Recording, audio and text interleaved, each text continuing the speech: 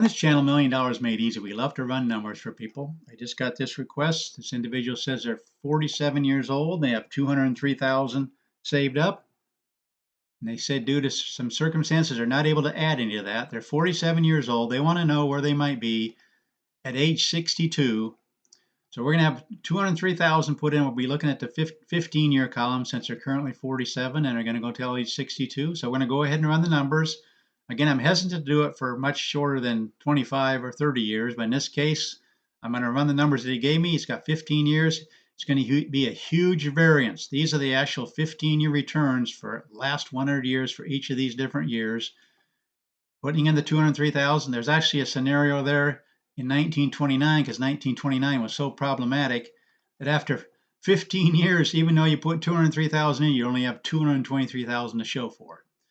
But in this column, for every 15-year period, the median you're going to find is 884,000. And there's actually a year in there where you, for a 15-year period, you have 2.732 million.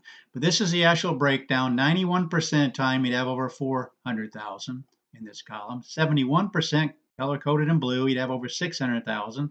And 57% of the time, you'd have over 800,000. Now, he also wanted me to run the numbers. He said he's going to get $1,600 a month in Social Security, and he wanted to know how long his money might last. Well, we don't know which figure to take here. I have no idea since it's a short period of time. But I'm going to go ahead and run with the 800,000. Says 57% of the time in the last 100 years for a 15-year period, you would have at least 800,000. So we're going to go ahead and do the withdrawal stage here of 800,000. I've already done that, and what I want to look at here, he said when he's 62, he's going to get $1,600 in Social Security. So what we want to do is we're going to give him a 3% COLA.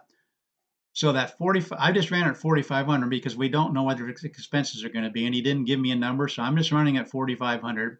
After the 1,600 for Social Security, that would be 2,900. We're going to increase that by 3% a year. We're also going to do a 70-30 split in the asset allocation. I'm just showing you all the different possibilities we can run, but you don't want to leave it all in the stock market. So if we had 70% stay in the S&P 500, 30% going over to some cash reserve account that's more liquid, so when the market's going down, you take it out of here and not out of the S&P 500. How would that work out? It works out right here. Make sure I did this. Just updated this. How many times would you run out of money in the last 100 years, given that scenario? Just 2% of the time. That was 1929 and 1930. So you're in very good shape. That's with 800,000. Now, if we ran the numbers at 223,000, you'd be running out of money. You couldn't take out near that much. But I was going with some of the averages since we really don't know.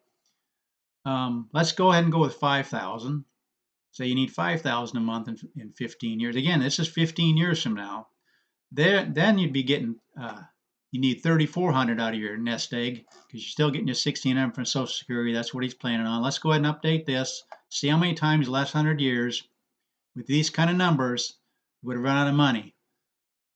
7% of the time in the last 100 years, you run out of money. In 20 years, 8% in 30 years. This is the actual graph right here, showing you most times you'd be just fine. This is the $1 million line. This is $2 million, $3 million. So many times you'd have plenty of money. But the big question mark is this the right number to run it at? 800,000.